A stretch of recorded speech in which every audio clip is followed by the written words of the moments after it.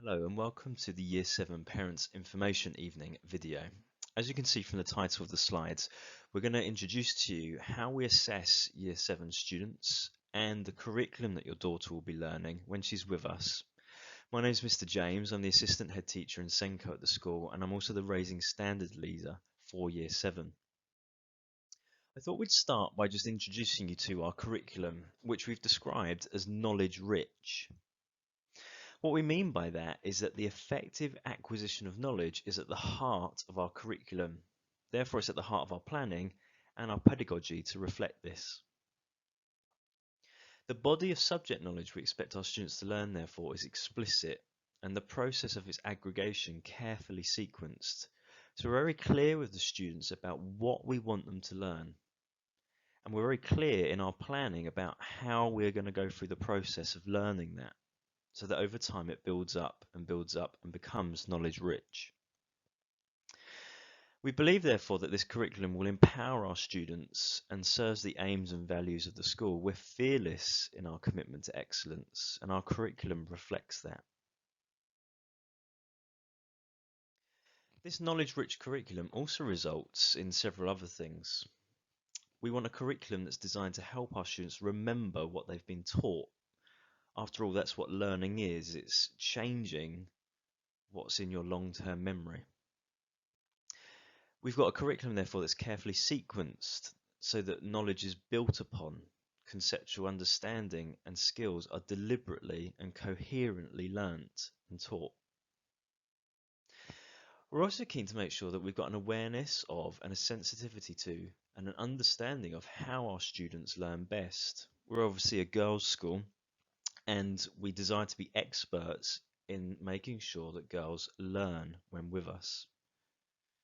Therefore, we find that detailed plans of knowledge content are shared with the students. You'll know that we've turned to workbooks this academic year, and at the front of those workbooks, very often there'll be very clear and explicit plans of what knowledge we're trying to learn. That allows us, therefore, to identify misconceptions and gaps, and that's often done before the teaching takes place, but it can also be done during and after as well. It's also designed to make sure that retention and retrieval of knowledge is explicitly supported. We need to teach the students how to remember these things. And that means we're going to use metacognitive strategies to assist students in organizing and using their knowledge. And then we'll use effective assessment to test the retrieval of that knowledge at all stages. That leads us on to progress and why it's so important. When we say progress at Carshalton Girls, we mean an indication of how far a student has come relative to their own individual starting point and the journey that they're on towards their GCSEs. For us, that has started already in September of 2020. Therefore, we don't report on grades and we don't report on attainment at Key Stage 3, as we believe breadth and depth of knowledge is far more important. Monitoring progress and reporting on this progress allows us to ensure we are meeting the needs of each individual student.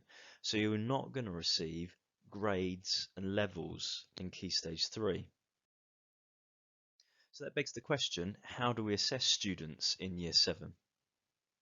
Well, there'll be regular informal assessment through learning checklists in work booklets. At the same time, there'll be ongoing formal assessment, including the end-of-unit assessments. Those won't disappear, they're still there, even in the workbooks.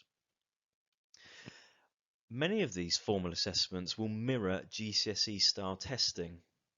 It may not be actual GCSE questions, but it may be trying to develop and teach the same skills and thinking skills that GCSE questions require.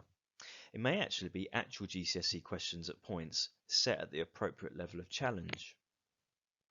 We're also having practical subjects, practical tasks and skills as well. So how do we report on progress to you as parents and to students in Year 7?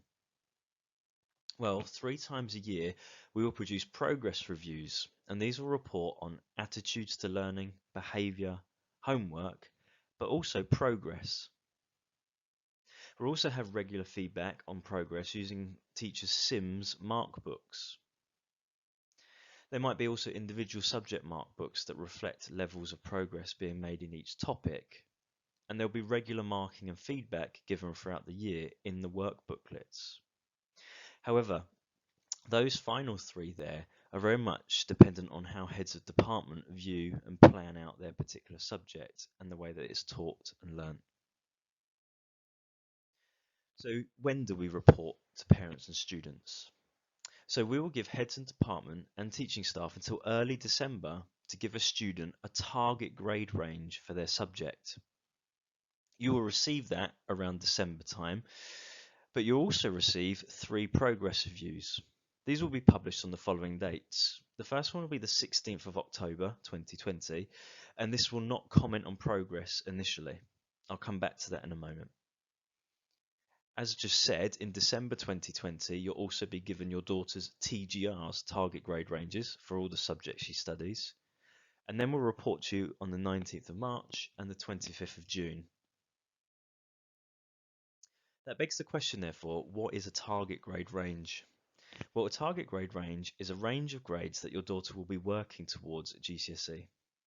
They are typically or usually based on SATs, but of course for this year that isn't appropriate as they did not happen. So they will be based solely on baseline assessments and lessons, and therefore they won't be the same for every subject. So when we report on progress, we are reporting on each student's working towards that range. We find the advantages of this are that there's a measurable indicator of what students are currently on track to achieve. There's a high degree of aspiration as there's a range of grades. And we also factor in GCSE criteria with our step approach to assessment. So there's continuity and cohesion between the different key stages. Perhaps the best way to understand this is just to see an example.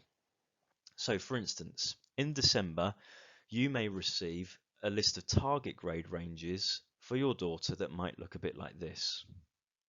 As you can see, those target grade ranges are bracketed.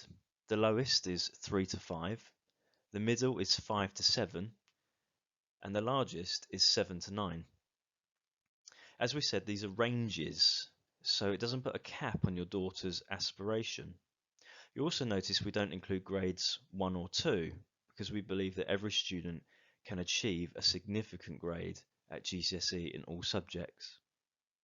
You'll notice as well that it's individual, so this imaginary student is very strong in the areas of English, geography, history, but perhaps as an individual they're slightly weaker or middling in some other subjects.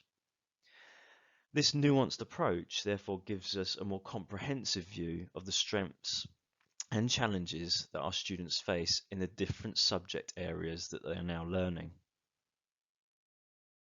Why do we use target grade ranges then?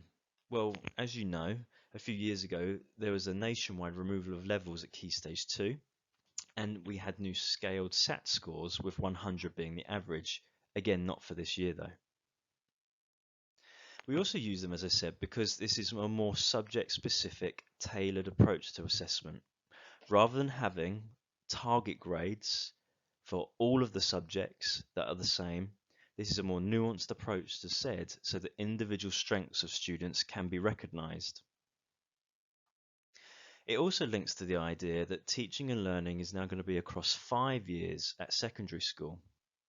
And so we're using target grade ranges that match the GCSE grades, so there's continuity between the key stages as said. Lastly, and we've said this before, the ranges remove any ceilings to learning for students that are created with the levels model. To give you an idea of what these ranges roughly refer to, as you know, GCSEs are now numbered rather than lettered. This is an approximation, this isn't exact, but it gives you an idea of what the target grade ranges correspond to in terms of old GCSE grades. So as you can see, if someone's bracketed as 7 to 9, we're saying that in old money, they would get an A star, or an A star star in the old GCSE grades. And you can see the other ones there.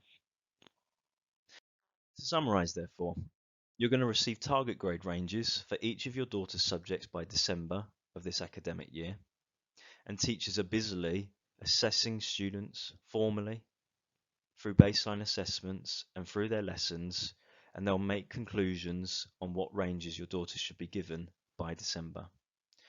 You will then receive progress reviews that will report back to you on attitudes, behaviour, homework, and then also on progress. And that progress will be linked to, are they meeting that target grade range? Or are they below it? Or are they above it? If you have any further questions, by all means do contact the head of year, Miss Stanley, or your daughter's form tutor, and we'll be happy to help.